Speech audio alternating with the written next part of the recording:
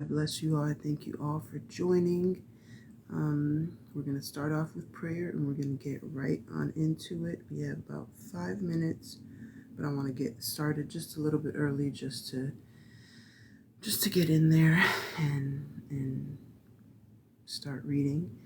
Lord, we thank you for this day. We thank you, Lord, for waking us up this morning. Lord, I pray that you join us today as we read your word. Lord, I pray, God, that this is a blessing for anyone who watches and is listening, Lord. For those who are oftentimes very busy, you know our hearts and you know our intention, Lord. And I just pray, God, that this helps somebody make it through the Bible. Lord, I know sometimes it gets hard to sit and read with everyday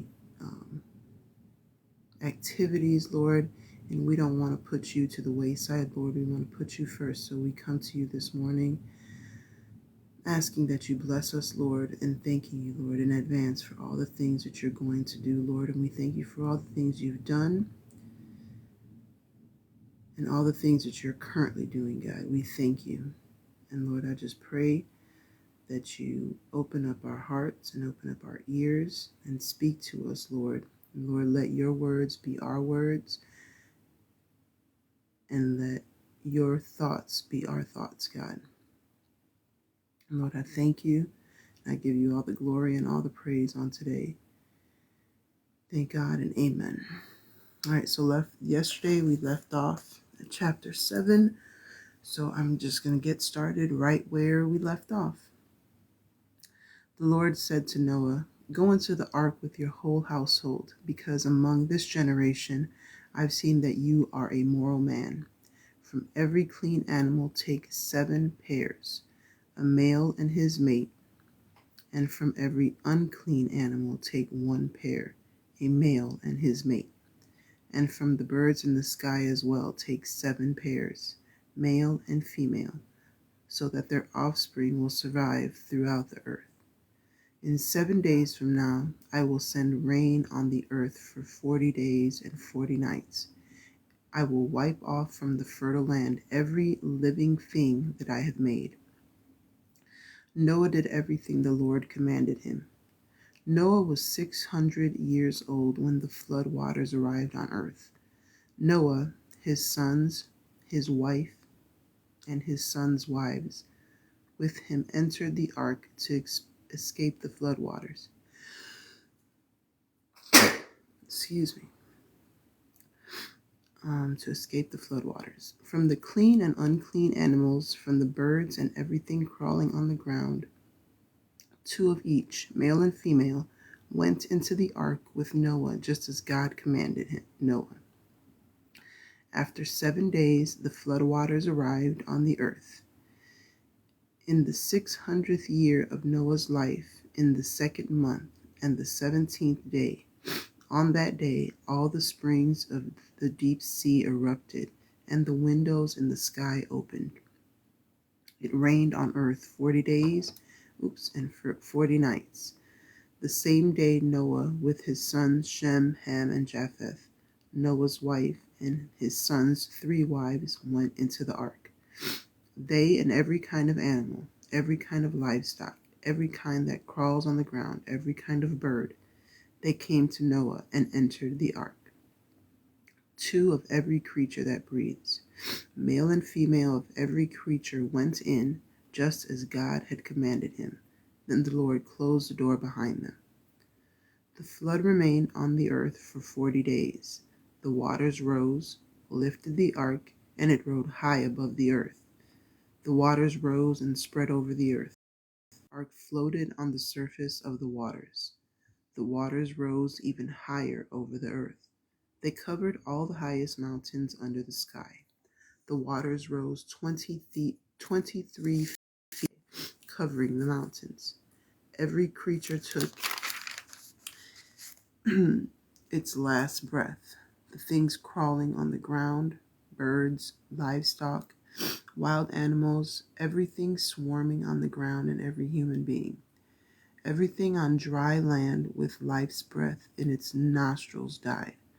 God wiped wiped away every living thing that was on the fertile land, from human beings to livestock to crawling things to birds in the sky. They were wiped off the earth. Only Noah and those with him in the ark were left. The waters rose over the earth for 150 days. God remembered Noah, all those alive, and all the animals with him in the ark. God sent a wind over the earth, so the waters receded. The springs of the deep sea and the skies closed up. The skies held back the rain. The waters receded gradually from the earth. After 150 days, the waters decreased. And in the seventh month, on the 17th day, the ark came to rest on the Ararat mountains. The waters decreased gradually until the 10th month, and on the first day of the 10th month, the mountain peaks appeared. After 40 days, Noah opened the window of the ark that he had made. He sent out a raven, and it flew back and forth until the waters over the earth had dried up. Then he sent out a dove to see if the waters on all the fertile land had subsided. But the dove found no place to set its foot. It returned to him in the ark, since water still covered the entire earth. Noah stretched out his hand, took it, and brought it back into the ark. He waited 7 more days and sent the dove out from the ark again. The dove came back to him in the evening, grasping a torn olive leaf in its beak. Then Noah knew the waters were subsiding from the earth. He waited 7 more days and sent out the dove, but it didn't come back to him again. In Noah's 601st year, on the first day of the first month, the waters dried up from the earth. Noah removed the ark's hatch and saw that the surface of the fertile land had dried up. In the second month, on the 17th day, the earth was dry. God spoke to Noah, "Go out of the ark, you and your wife, your sons, and your sons' wives with you. Bring out with you all the animals of every kind, birds, livestock, everything crawling on the ground, so that they may populate the earth, be fertile, and multiply on the earth." So Noah went out of the ark with his sons, his wife, and his sons' wives. All the animals, all the livestock, all the birds, and everything crawling on the ground came out of the ark by their families. Noah built an altar to the Lord. He took some of the clean, large animals and some of the clean birds and placed entirely burned offerings on the altar. The Lord smelled the pleasing scent, and the Lord thought to himself, "I will not curse the fertile land any more because of human beings, since the ideas of the human mind are evil from their youth. I will never again destroy every living thing as I have done. As long as the earth exists, seed time and harvest, cold and hot, summer and autumn, day and night will not cease." God blessed Noah and his sons and said to them, "Be fertile, multiply, and fill the earth. All of the animals on the earth will fear you and dread you. All the birds in the skies, everything crawling on the ground, and all of the sea's fish. They are in your power. Everything that lives and moves will be your food. Just as I gave you the green grasses, I now give you everything. However, you must not eat meat with its life, its blood in it. I will surely demand your blood for a human life. For every living thing I will demand it. From humans, from a man for his brother, I will demand something for a human life. Whoever sheds human blood, by a human his blood will shed. For in the divine image God made human beings. As for you, be fertile and multiply. Populate the earth and multiply in it." God said to Noah and to his sons with him, "I am now setting up my covenant with you and your descendants, and with every living being with you, with the birds, with the large animals, and with all of the animals of the earth, leaving the ark with you. I will set up my covenant with you so that never again will all life be cut off by flood waters. There will never again be a flood to destroy the earth. God said, "This is the symbol of the covenant that I am drawing up between me and you and every living thing with you, on behalf of every future generation. I have placed my bow in the clouds. It will be the symbol of the covenant between me and the earth.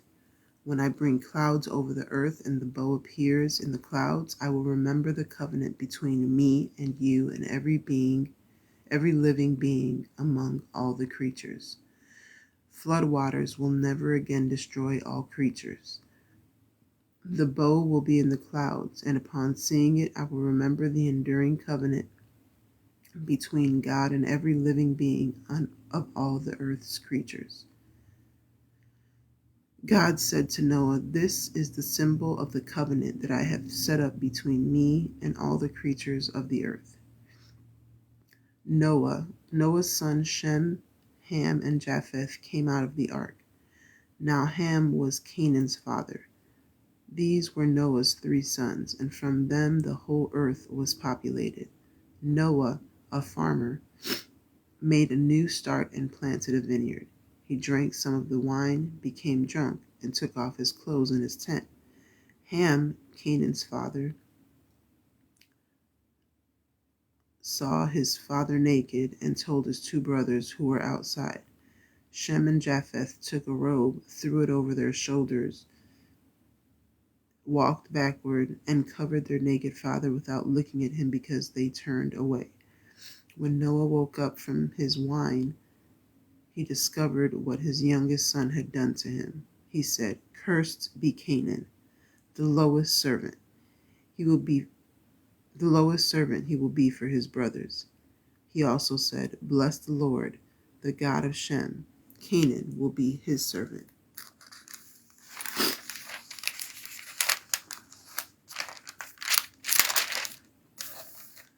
My God gives space to Japheth. He will live in Shem's tents, and Canaan will be his servant. After the flood, Noah lived 350 years. In all, Noah lived 950 years. Then he died. These are the descendants of Noah's sons, Shem, Ham, and Japheth, to whom children were born after the flood. Japheth's sons: Gomer, Magog, Madai, Javan, Tubal, Meshech, and Tiras. Gomer's son: Ashkenaz, Rephath, and Togarmah. Javan's sons: Elisha, Tarshish, Kittim, and Rodanim. From these, the island nations were divided into their own countries, each according to their languages and their clans within their nature. Ham's sons: Cush, Egypt, Put, and Canaan. Cush's sons: Seba, Havilah, Sabta, Rama, and Sabteca. Rama's sons: Sheba and Dedan. Cush fathered Nimrod, the first great warrior on earth. The Lord saw him as a great hunter, and so it is said, like Nimrod, whom the Lord saw as a great hunter.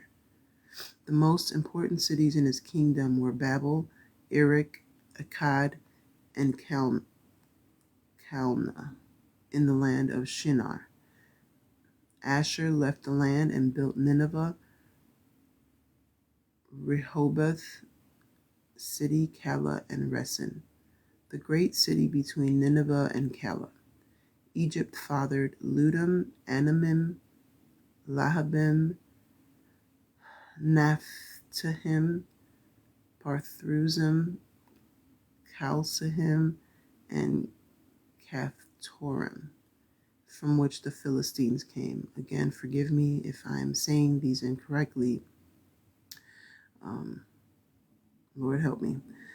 Canaan fathered Sinan, his oldest son, and Heth, the Jebusites, the Amorites, and the Girgashites. the Hivites, the Arkites, the Sinites, the Arvadites, the Zamorites, and the Hamathites. After this, Canaanite clans were dispersed. The Canaanite boundary extends from Sidon by way of Gerar to Gaza, and by way of Sodom, Gomorrah, Admah, and Zeboam to Lasha. These are Ham's sons according to their clans, their languages, their land, and their nations. Children were also born to Shem, the father of all Eber's children, and Japheth's older brother. Shem's sons, Elam, Asher, Arpachshad, Lud, and Aram. Aram's sons, Uz, Hul, Gether, and Mash. Arpachshad fathered Shelah, and Shelah fathered Eber. To Eber were born two sons. The first was named Peleg, because during his lifetime the earth was divided. His brother's name was Joktan. Joktan fathered Almadad, Sheleph, Hazarmapheth, Jerah, Hadaram, Uzal, Tikla, Obol, Abimael, and Sheba, Ophir, Havilah, and Jobab. All these were Joktan's sons. Their settlements extended from Mesha by way of Sephar, the eastern mountains. These are Shem's sons according to their clans, their languages, their lands, and their nations. These are all the clans of Noah's sons according to their generations and their nations. From them the nations branched out after the flood. All people on the earth had one language and the same words. When they traveled east, they found a valley in the land of Shinar and settled there. They said to each other, "Come, let's make bricks and bake them hard." They used bricks for stones and asphalt for mortar. They said, "Come, let's build for ourselves a city and a tower with its top in the sky."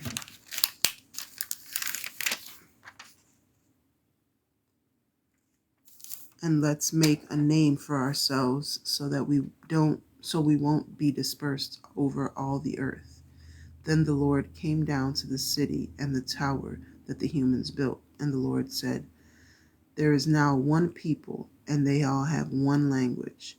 This is what they have begun to do, and now all that they plan to do will be possible for them. Come, let's go down and mix up their language there so they won't understand each other's language." Then the Lord dispersed from there over all of the earth, and they stopped building the city. Therefore it is named Babel, because the Lord mixed up the language of all the earth, and from there the Lord dispersed them all over the earth.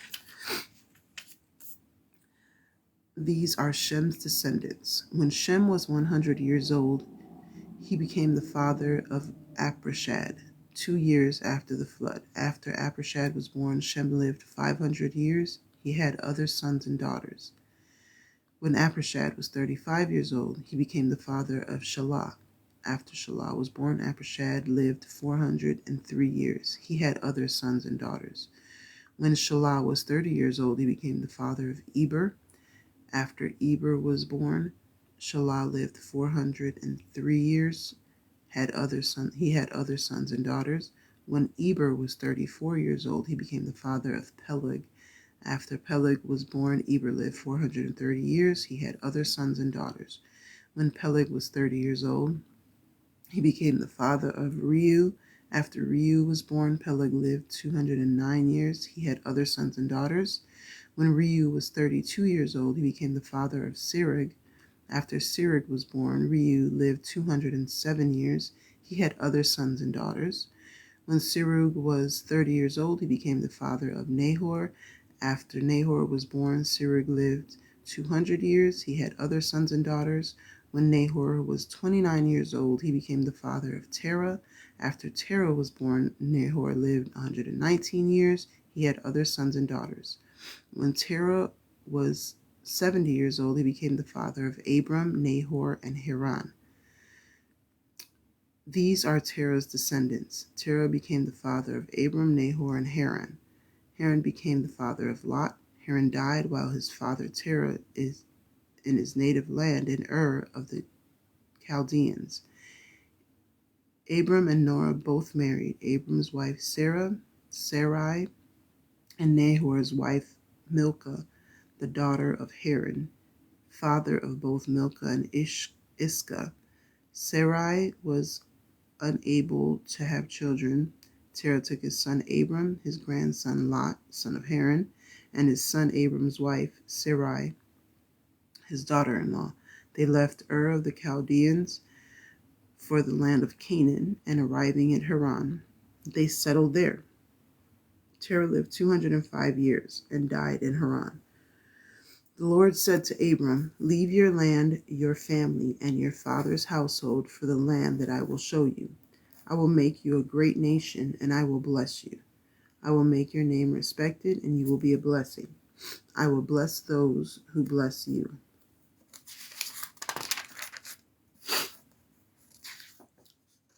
I will curse those. Oh, wait. I will bless those who bless you. Those who curse you, I will curse. All the families of the earth will be blessed because of you." Abram left just as the Lord told him, and Lot went with him. Now Abram was 75 years old when he left Haran. Abram took his wife Sarai, his nephew Lot, all of their possessions, and those who became members of their household in Haran, and they set out of the land of Canaan. When they set out for the land of Canaan. When they arrived in Canaan, Abram traveled through the land as far as the sacred place of Shechem at the oak of Moreh. The Canaanites lived in the land at that time. The Lord appeared to Abram and said, "I give this land to your descendants." So Abram built an altar there to the Lord who appeared to him. From there he traveled toward the mountains east of Bethel and pitched his tent with Bethel on the west and Ai on the east. There he built an altar to the Lord and worshipped in the Lord's name. Then Abram set out toward the arid southern plain, making and breaking camp as he went. When a famine struck the land, Abram went down toward Egypt to live as an immigrant, since the famine was so severe in the land. Just before he arrived in Egypt, he said to his wife Sarai, "I know you are a good-looking woman. When the Egyptians see you, they will say, 'This is his wife,' and they will kill me but let you live.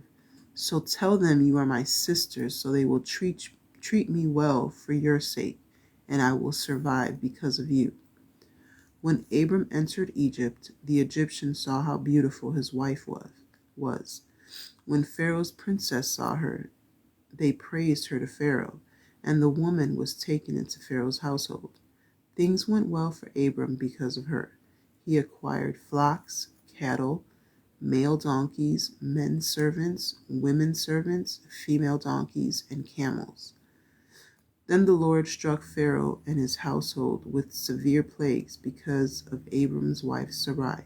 So Pharaoh summoned Abram and said, "What's this you've done to me? Why didn't you tell me she was your wife? Why did you say she's my sister, so that I made her my wife? Now here's your wife. Take her and go." Pharaoh gave his men orders concerning Abram and expelled him with his wife and everything he had. Abram went up from Egypt toward the arid southern plain with his wife, with everything he had, and with Lot. Abram was very wealthy in livestock, silver, and gold. Abram traveled, making and breaking camp from the arid southern plain to Bethel, and to the sacred place there, where he had first pitched his tent between Bethel and Ai. That is, to the place at which he had earlier built the altar. There he worshipped in the Lord's name. Now Lot, who traveled with Abram, had also flocks, cattle, and tents. They had so many possessions between them that the land couldn't support both of them. They could no longer live together. Conflicts broke out between those herding Abram's livestock and those herding Lot's livestock. At that time, the Canaanites and the Perizzites lived in the land. Abram said to Lot, "Let's not have disputes between me and you and between our herders, since we are relatives. Isn't the whole land in front of you? Let's separate. If you go north, I will go south. If you go south, I will go north." Lot looked up and saw the entire Jordan Valley. All of it was well irrigated, like the garden of the Lord, like the land of Egypt. As for Zoar, this was before the Lord destroyed Sodom and Gomorrah.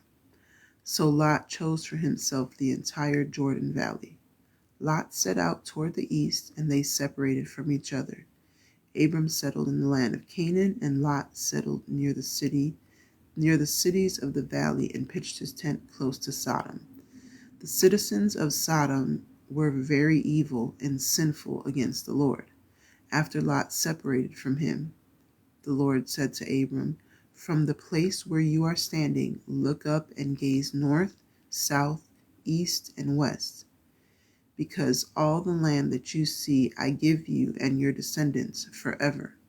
I will make your descendants like the dust of the earth. If someone can count the bits of dust on the earth, then they could also count your descendants. Stand up and walk around through the land and breadth of the land, because I am giving it to you." So Abram packed his tent and went and settled by the oaks of Mamre and Hebron. There he built an altar to the Lord. While Amraphel was king of Shinar, Elasar's king Arioch, Elam's king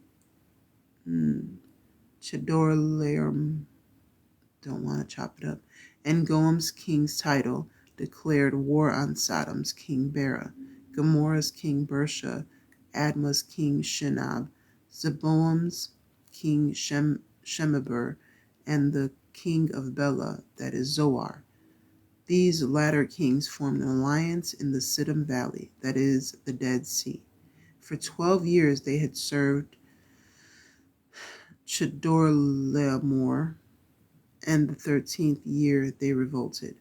In the 14th year, Chedorlaomer and the kings of his alliance came and attacked the Rephaim in Ashtaroth, Karnaim, and Zuzim and Ham, the Emim in Sheva, Kiriathaim, and the Horites in the mountains of Seir, as far as Al-Paran near the desert.